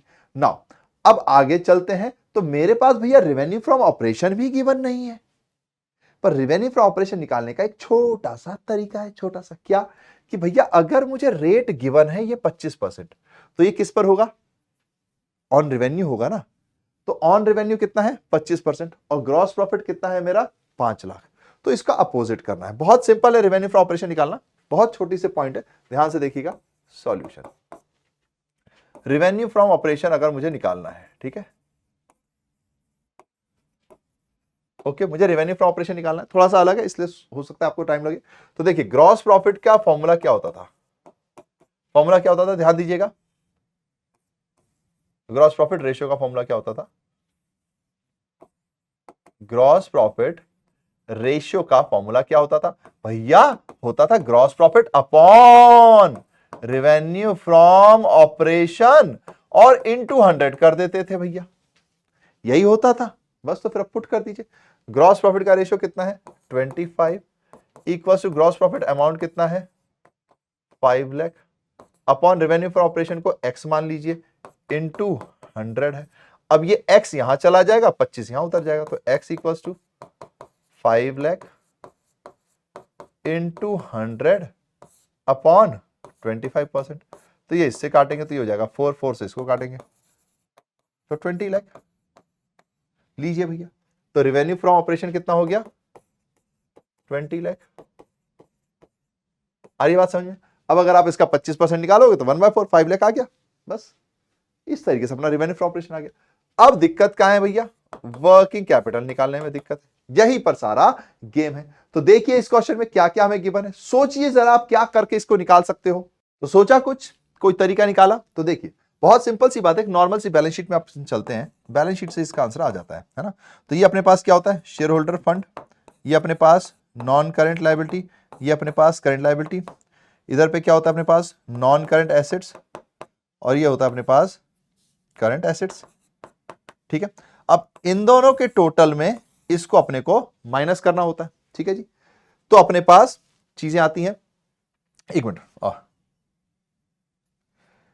इन दोनों को आपस में माइनस करना होता है ना, वो तो फिर अपने पास कैपिटल इंप्लॉयड आता है। अगर मैं इन दोनों को टोटल करके इसको माइनस करता हूं, कैपिटल इंप्लॉयड आता है। ठीक है, अब मुझे करंट एसेट्स में से करंट लायबिलिटी को माइनस करना है, जो डिफरेंस आएगा। तो बहुत सिंपल सी बात है, अगर मुझे इन दोनों में से कुछ भी नहीं दिया हुआ तो मैं निकालूं कैसे? क्योंकि मैं टोटल लायबिलिटी तो निकाल नहीं सकता। अगर मेरे को टोटल लायबिलिटी निकालने को मिल जाए तो टोटल लायबिलिटी में से नॉन करंट एसेट माइनस करूंगा, करंट एसेट्स आ जाएगा, फिर करंट लायबिलिटी में माइनस कर दूंगा। पर ये दोनों ही चीज मुझे गिवन नहीं है, तो मैं कैसे निकालूं? तो बहुत सिंपल सी बात है, इसको छोड़ दो, इन दोनों का टोटल माइनस करके जो आएगा वही तो वर्किंग कैपिटल होगा। बहुत बेसिक है ये। तो ये भी बहुत अच्छा क्वेश्चन है, अगर आप इसको ध्यान रख पाए तो। इस बात को ध्यान रखिएगा, वरना आपका दिमाग बार बार अटकाएगा कि यार टोटल लायबिलिटी नहीं आ रही, करंट लायबिलिटी गिवन नहीं है, कैसे करें हम? तो कोई दिक्कत की बात नहीं है, आपके पास जो तीन चीजें गिवन है, जो भी इनके बीच का डिफरेंस होगा वो इन्हीं दोनों को तो होगा, है ना, इन्हीं दोनों को लेकर होगा। ठीक है, तो भैया इन दोनों का टोटल करके इसको माइनस कर देंगे, जो भी डिफरेंस आएगा वो वर्किंग कैपिटल ही माना जाएगा, क्योंकि ये दोनों ही चीजें गिवन नहीं है। बस खत्म बात। तो अपन यहां निकाल लेते हैं। तो वर्किंग कैपिटल निकालने के लिए मुझे क्या करना पड़ेगा? Share holder fund 25 lakh plus 8 lakh, तो share holder fund plus non current liability minus non current asset. अच्छा भैया, अगर ऐसा हो जाए कि अपना नॉन करंट एसेट्स क्या बोलते हैं ज्यादा आ जाए, तो भैया ऐसा नहीं होगा, तभी तो डिफरेंस आएगा, है ना, तभी तो करंट एसेट्स कुछ वैल्यू रखेगा, अदरवाइज तो फिर कोई फायदा ही नहीं होगा। ठीक है जी, फिर तो अपन वर्किंग कैपिटल निकाल ही नहीं पाएंगे, रिवर्स हो गया तो। ठीक है जी, तो शेयर होल्डर फंड 25 लाख, तो 25 लाख प्लस 8 लाख माइनस 23 लाख, तो कितना हो जाएगा? 25 23, तो 2 और 8 10, तो ये हो गया 10 लाख। ठीक है जी, अब देखो वर्किंग कैपिटल आ गया, रेवेन्यू फ्रॉम ऑपरेशन आ गया, तो बस फिर working capital turnover ratio equals to revenue from operation upon working capital, तो equals to 20 lakh upon 10 lakh equals to 2 times टिंग टिंग टिडिंग टिंग टिंग टिडिडिडिडिंग। ठीक है जी, डन। ओके जी, बस खत्म। तो ये आ गया अपना। आगे बढ़ जाया जाए भाई, सरकार जी आगे बढ़े। अगला सवाल पेश करते हैं हम आपके समक्ष। तो अगला सवाल है 9th, ये 8 था क्या? अच्छा हाँ ठीक है, 9th सवाल। ये भी अच्छा सवाल है, अगर आप इसे खुद से कर पाएं तो अपनी पीठ यूं थपथपाएं। ठीक है, अच्छा सवाल है ये, ध्यान से देखिएगा ना। कैलकुलेट, मुझे लगता है कि ये वाले टाइप के सवाल ना आपके सीयूटी में आने चाहिए, क्योंकि वहां 5 नंबर का सवाल आता है ना। यहां देखते हैं ना, कैलकुलेट ओपनिंग ट्रेड रिसीवेबल। मुझे ओपनिंग ट्रेड रिसीवेबल चाहिए, ट्रेड रिसीवेबल याद कीजिएगा, closing trade receivable from the following information, यानी मुझे दोनों ही निकालना है। ऐसा ही ओपनिंग स्टॉक में भी होता है, ओपनिंग स्टॉक यानी ओपनिंग इन्वेंट्री, क्लोजिंग इन्वेंट्री भी निकालने के लिए आता है। तो मैंने आपको एक क्वेश्चन कराया है, तो इसी के बेस पे आपको ओपनिंग क्लोजिंग भी निकालने को आ सकता है, तो याद रखिएगा, है ना। नाउ ओपनिंग ट्रेड रिसीवेबल और क्लोजिंग ट्रेड रिसीवेबल चाहिए। तो सबसे पहली बात तो ये भैया ट्रेड रिसीवेबल टर्नओवर रेशियो, है ना। ट्रेड रिसीवेबल टर्नओवर रेशियो का आपको फॉर्मूला जानना होगा। तो इसका फॉर्मूला क्या है, याद है आपको?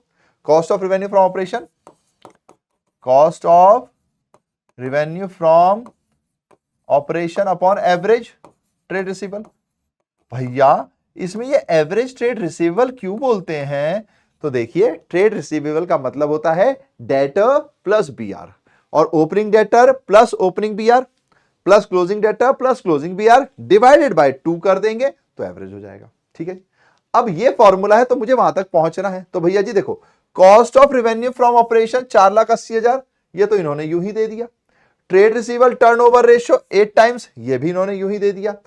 अब बात क्या है भैया जी, एक मिनट, कॉस्ट नहीं, ओहो क्रेडिट, गड़बड़ है, क्रेडिट आता है यहां पर, है ना, ठीक है जी, कॉस्ट नहीं क्रेडिट, ओके, बाय मिस्टेक वहां कॉस्ट लिख दिया, credit. Now cost of revenue from operation 4,80,000, credit revenue from operation, अब ये देखिए क्रेडिट रेवेन्यू फ्रॉम ऑपरेशन है 2 लाख ना, ये नहीं लिखा, वरना तो डायरेक्ट 2 लाख यहां आ जाता। आगे पढ़ेंगे, is 2 lakh more than cash revenue from operation, gross profit 20%, यानी कि भैया क्रेडिट रेवेन्यू जो है 2 लाख ज्यादा है, 2 लाख ज्यादा है, किससे ज्यादा है, कैश रेवेन्यू से।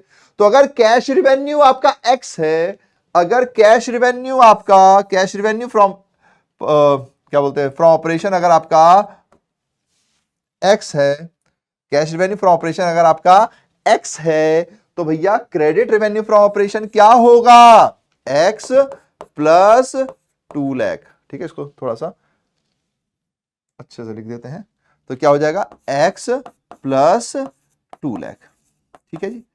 तो अब मेरे पास भैया क्रेडिट रेवेन्यू फ्रॉम ऑपरेशन का भी एक आ गया, कैश रेवेन्यू फ्रॉम ऑपरेशन का भी आ गया, तो x plus 2x equals to total revenue. Total revenue होता है ना, टोटल रेवेन्यू का फॉर्मूला ये ना, कैश प्लस क्रेडिट, 11th में पढ़ा होगा आपने, है ना, cash sale plus credit sale equals to total sales, यहां पे सेल्स की जगह रेवेन्यू फ्रॉम ऑपरेशन बोल रहे हैं अपन, ठीक है जी। नाउ अब भैया यहां तक कैसे पहुंचे, तो देखिए कॉस्ट मुझको गिवन है, कॉस्ट मुझको गिवन है, और ग्रॉस प्रॉफिट मुझको 20% गिवन है। मैंने आपको हमेशा बताया है कि अगर इसके आगे कुछ ना बोला गया हो तो ये ऑन रेवेन्यू है, ऑन रेवेन्यू। अब भैया एक लोचा हो गया, क्या भैया, लोचा ये हो रहा है कि ये तो ऑन रेवेन्यू है और ये कॉस्ट है, तो अगर मुझे रेवेन्यू फ्रॉम ऑपरेशन निकालना है तो फिर भैया मैं कैसे निकालूं, तो अगर भैया ये ऑन रेवेन्यू है तो इसको ऑन कॉस्ट कर लो ना यार, इसको ऑन कॉस्ट कर लो, ऑन कॉस्ट में इसको कैलकुलेट करना पड़ेगा, ठीक है जी। या फिर आपको कॉस्ट ऑफ रेवेन्यू दिया हुआ है तो आप फॉर्मूले में पुट करके रेवेन्यू निकाल लो। याद कीजिए पहला सवाल, आइए मैं आपको लेकर चलता हूं, ठीक है, क्योंकि मैं इसको समझा चुका हूं तो यहां पे दिखा दूंगा, फिर अपन सीधा आगे बढ़ जाएंगे, ठीक है। ये देखिए, जब भी कॉस्ट गिवन है तो 1 में से ग्रॉस प्रॉफिट माइनस कर दीजिए, बात खत्म, ठीक है जी। Cost of revenue from operation given था, ग्रॉस प्रॉफिट था, तो अपन को बस वही करना है, तो कुछ नहीं, 4,80,000 अपॉन 1.20% माइनस कर देंगे तो 0.8 आ जाएगा, खत्म बात, ठीक है। तो रेवेन्यू फ्रॉम ऑपरेशन यू निकल गया, आइए देखिए, ठीक है, समझाने के मैंने वहां समझा रखा था, तो यहां डायरेक्ट कर लेते हैं, कहां रह गया भैया 9th क्वेश्चन, हाँ ये रहा, ठीक है जी। तो बहुत सिंपल है, कुछ नहीं करना, 4,80,000, 4,80,000 डिवाइडेड बाय कितने परसेंट है, 20% है, तो 1 माइनस 0.20, है ना, 1 कैसे करेंगे तो 100 में करते तो फिर यहाँ 20 लिखते, तो ये कितना हो जाएगा 80, तो 4,80,000 डिवाइडेड बाय 0.80, पॉइंट हटाने के लिए 2 जीरो, एक जीरो से ये जीरो कटा, 8 से अब इसको हटाएंगे तो कितना हो जाएगा 6, 1 2 3 4 5, तो 6 लाख लीजिए भैया। तो रेवेन्यू फ्रॉम ऑपरेशन आपको गिवन है, अब कैश और क्रेडिट से निकल आएगा, लोचा ही खत्म। तो आइए इसको सॉल्व कर लेते हैं, और क्रेडिट रेवेन्यू आ गया तो एवरेज के लिए तो कोई ज्यादा दिक्कत की बात नहीं आएगी। तो देखिएगा सॉल्यूशन, ठीक है, फॉर्मूलेज में मैंने सब कुछ आपको यही दिखा दिया, कोई दिक्कत नहीं है।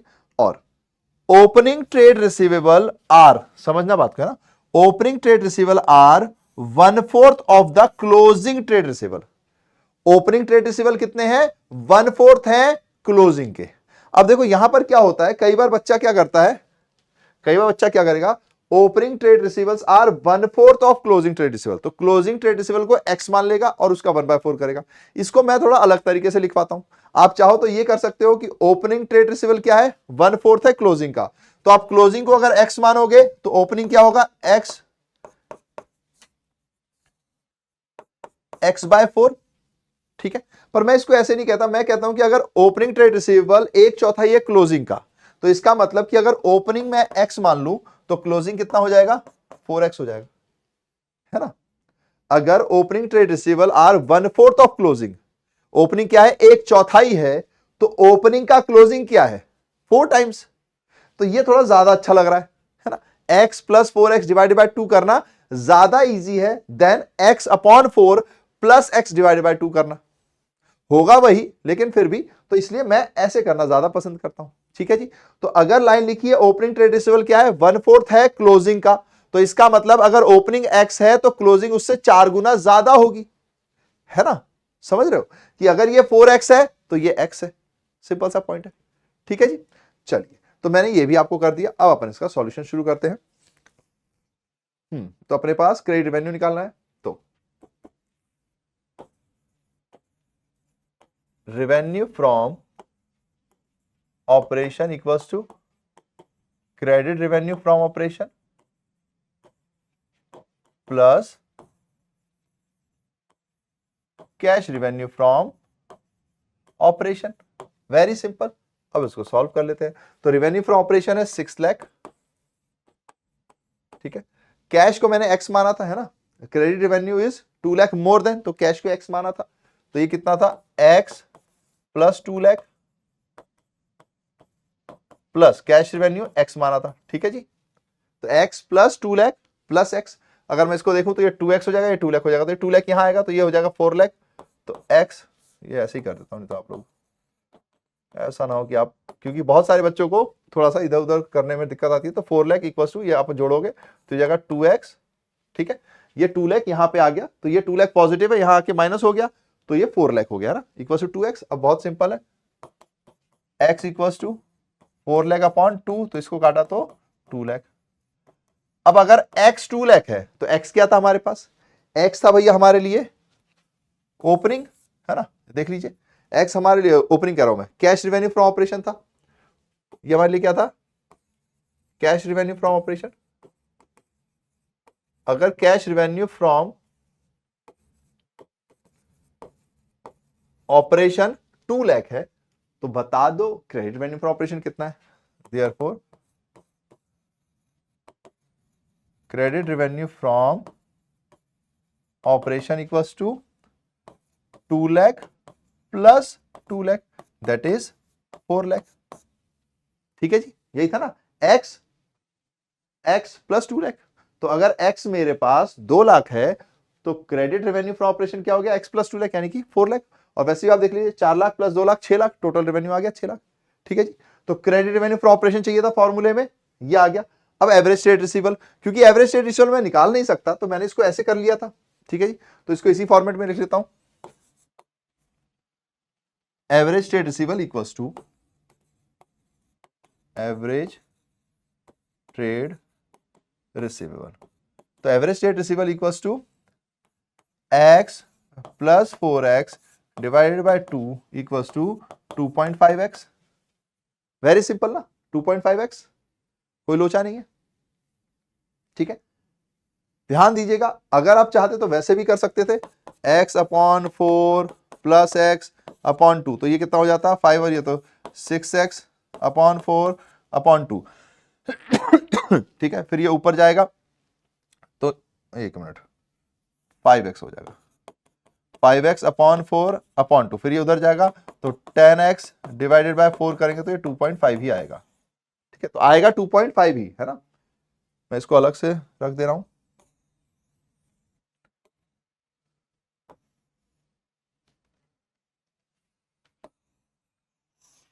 रफ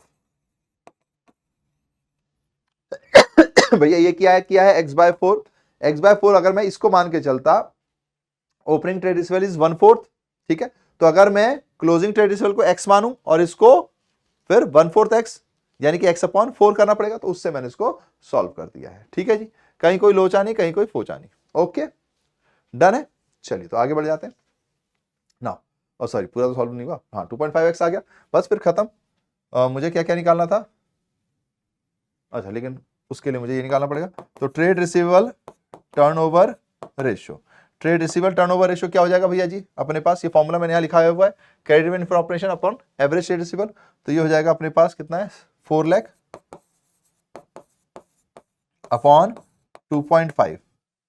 ठीक है, ये ना 2.5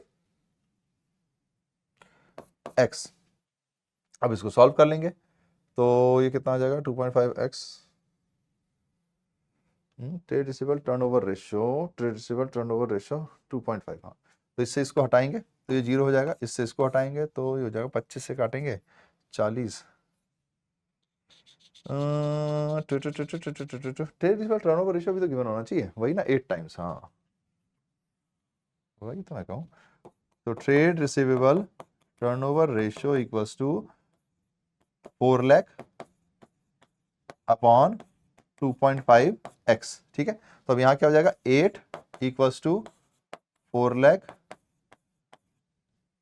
अपॉन 2.5x। अब इसको इससे कर देंगे, तो पहले इससे इसको डिवाइड कर दो, या तो इसको इधर ले चलते हैं।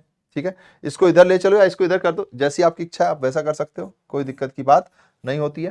तो मैं यहां से इसको हटाता हूं और ये 0 यहां डाल देता हूं। ठीक है, अब 25 से इसको काट देते हैं, तो 25 एकम 25, तो कितना हो जाएगा 15, तो 150 15 हो, ये तो हो जाएगा 6। ठीक है, फिर कितना 0 हो गया 4 0, तो 1 2 3 4। ठीक है, 4 0 आ गया, तो ये आ गया 1,60,000। अब x यहीं रहेगा तो ये x यहां चला जाएगा, 8 यहां आ जाएगा, तो x इक्वल्स टू अगर यहां पे देखेंगे तो 1,60,000 डिवाइडेड बाय x, ऊपर चला गया 8, ये 2.5 से काटा इसको है ना, तो ये 8 यानी कि हो गया 20,000।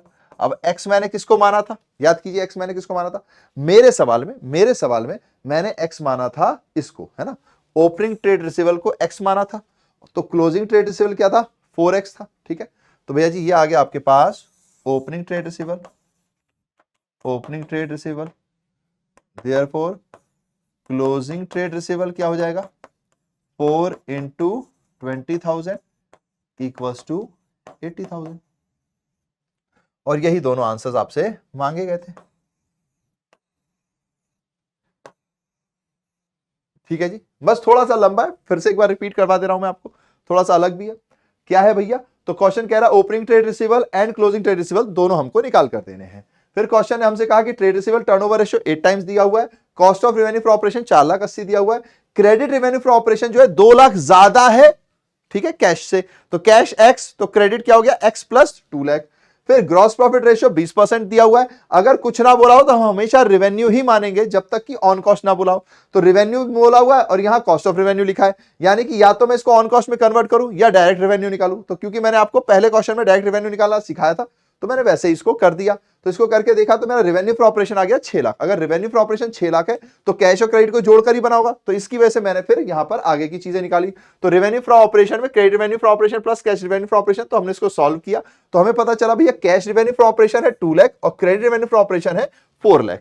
अब क्योंकि मेरे पास जो फॉर्मूला है मुझे average trade receivable, opening trade receivable और क्लोजिंग ट्रेड रिसीवेबल निकालना है, तो मुझे ट्रेड रिसीवेबल का फॉर्मूला लगाना पड़ेगा, है ना। तो ट्रेड रिसीवेबल टर्नओवर रेशियो का फॉर्मूला होता है क्रेडिट से revenue from operation upon average trade receivable. तो क्रेडिट मैंने यहां निकाल लिया। एवरेज ट्रेड रिसीवेबल के लिए भी हमें एक लाइन बोली हुई थी, क्या बोली हुई है कि ओपनिंग ट्रेड रिसीवेबल जो है 1/4 है क्लोजिंग के। तो अगर मैं ओपनिंग को अगर x मानता हूं तो क्लोजिंग क्या हो गया 4x हो गया, याद रखिएगा 4x। लेकिन अगर मैं इसको x मानता हूं तो ये 1/4x हो जाएगा, 1/4x हो जाएगा। तो मैंने बेटर होता है कि इसको x मान के इसको चौथाई कर लो, क्योंकि पॉइंट्स में फिर आंसर नहीं जाता है ना।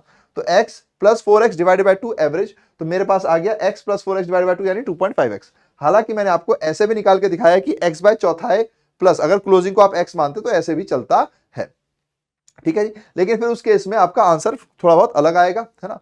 अभी अपन ऐसे ही करके चल रहे हैं, तो इस हिसाब से अपन ने निकाला, तो अपना ओपनिंग आ गया कितना 20,000 और क्लोजिंग कितना आ गया 80,000। बस बात खत्म हो गई, ठीक है जी। उम्मीद है कि अब आपको कोई दिक्कत नहीं आ रही होगी, है ना। सिंपल है, ज्यादा कुछ लोचा पोचा नहीं था, और जो था वो मैंने आपको वापस से रिपीट करके बता दिया, ठीक है जी। चलें फिर, अब तो कोई दिक्कत नहीं है। चलो तो भैया जी चलते हैं, ओके चलिए तो आगे बढ़ते हैं भैया ना। आखिरी क्वेश्चन है ये आज का हमारा, ठीक है जी। अच्छा, हमने काफी सारे क्वेश्चंस करवाए हुए आपको, तो इंटरेस्ट कवरेज रेशियो का क्वेश्चन जो होगा या और भी, क्योंकि रेशियो बहुत बड़ा है, बहुत सारे क्वेश्चंस है उसके अंदर, पर आधा 3-4 नंबर का है, तो मैंने कोशिश उन क्वेश्चंस को लाने की की है जो मोस्टली एग्जाम्स में आते हैं और जो थोड़े से ट्रिकी हो, जहां पे थोड़ी बहुत आपकी प्रॉब्लम आ सकती हो, ठीक है जी। तो याद रखिएगा कॉमर्स वाले चैनल पर इसका वन शॉट भी पड़ा हुआ है, तो आप वहां से भी कर सकते हो, और हमारे यूट्यूब लाइव पर भी आपको मोस्ट इंपॉर्टेंट क्वेश्चन सीरीज में आपको मिल जाएगा। उस पर भी लाइव में मैंने जो कैश फ्लो एनालिसिस उसके हैं, तो वहां पर भी क्वेश्चंस कराए हुए हैं, ठीक है जी। नाउ आगे बढ़ते हैं। Now from the following information calculate operating ratio. मुझे क्या करना है भैया, ऑपरेटिंग रेशियो कैलकुलेट करना है। तो रेवेन्यू फ्रॉम ऑपरेशन कितना है, 6 लाख है भैया। रेट ऑफ ग्रॉस प्रॉफिट ये भैया 25% ऑन कॉस्ट है। देखो ये रहा सवाल, ठीक है, ऑन कॉस्ट का भी सवाल आ गया। अगर भैया रेवेन्यू फ्रॉम ऑपरेशन 6 लाख है और ऑन कॉस्ट मेरा 25% है, तो अब मुझे क्या करना पड़ेगा भैया, अब मुझे क्या करना पड़ेगा, तो मुझे ऑपरेटिंग रेशियो चाहिए। ऑपरेटिंग रेशियो का फॉर्मूला क्या होता है भैया, ऑपरेटिंग रेशियो का फॉर्मूला याद आया आप लोगों को? तो ऑपरेटिंग रेशियो का फॉर्मूला होता है cost of revenue from operation, cost of revenue from, sorry, operating ratio का फॉर्मूला, ऑपरेटिंग रेशियो का फॉर्मूला होता है operating cost upon revenue from operation, ठीक है। नाउ ऑपरेटिंग कॉस्ट का फॉर्मूला होता है cost of revenue from operation plus operating expense, ठीक है जी, ये इसका फॉर्मूला होता है। तो अब अगर मुझे ऑपरेटिंग रेशियो निकालना है तो ऑपरेटिंग कॉस्ट चाहिए, अगर ऑपरेटिंग कॉस्ट निकालनी है तो cost of revenue from operation और ऑपरेटिंग एक्सपेंस चाहिए।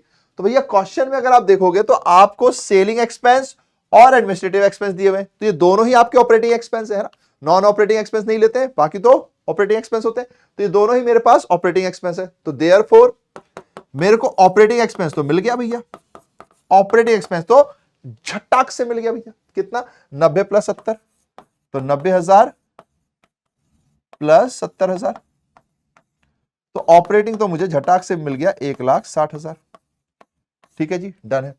अब बारी ये है कि भैया जी मुझे कॉस्ट ऑफ रेवेन्यू निकालना है।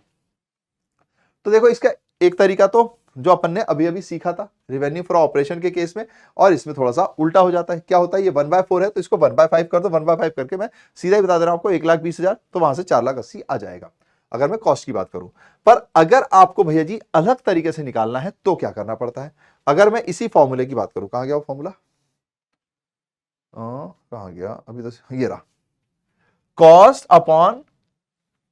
Upon 1 minus gross profit. अब रेवेन्यू का केस है और ऑन कॉस्ट गिवन है, तो रेवेन्यू अपॉन 1 प्लस कॉस्ट कर दो, ठीक है, लीजिए, तो क्या हो जाएगा, revenue from operation upon 1 plus gross profit का परसेंटेज, ठीक है, पॉइंट में लिखेंगे अपन, है ना, पॉइंट में, ठीक है, बस खत्म बात। तो अब मैं इसको पुट कर देता हूं, तो देखिए देखो सॉल्यूशन यहीं से कर लेते हैं, है ना।